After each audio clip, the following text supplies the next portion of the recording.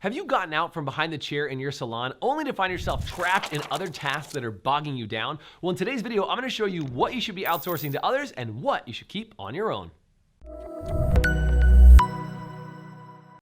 Hey, what's up? It's Jason Everett from highperformancesalon.com, where we show salon owners all over the world how to create a profitable salon business that they actually like to go to work at. So one of the biggest things that I see time and time again is people say, hey, Jason, I want to get out from behind the chair because I want to have more opportunity to grow my business, grow my team, and create the business that I've always dreamt of. But when you go from working, 40, 50, or 60 hours behind the chair every week, and then you pull away from your guests, you got to figure out how do you actually replace that time with very valuable time. And this is one of the things I see people make the biggest mistake in, is they leave their time behind the chair and they become a full-time graphics designer or a full-time marketer, or they become a full-time manager. And the problem is that if you leave your work behind the chair, maybe you were making $60 or $80 an hour, but now all of a sudden you're a graphics designer that you can hire for $20 an hour or $25 an hour to do that job, you've reduced your viable income that you're making every single hour. So you don't want to leave the chair to actually make less money. You want to leave the chair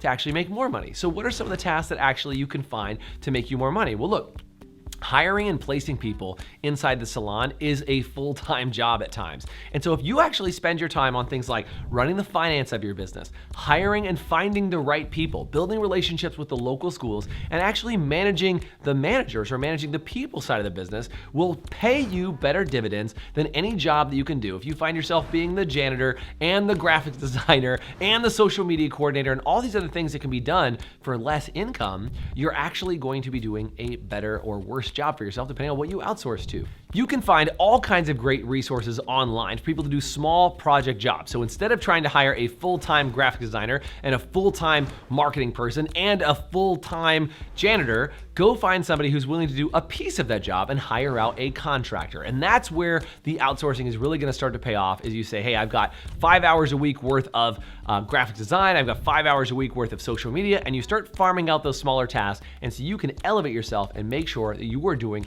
the highest value work inside your business, which is growing the profit of your company and growing the people. If you like this content and you want to see more of it, do me a favor and comment below, leave us a like, subscribe, or follow us on whatever channel you happen to be on. And I hope that in the future we can serve you as a salon owner to help you make more profit, have better people on your team, and have the business you've always dreamt of. Until then, have a great day.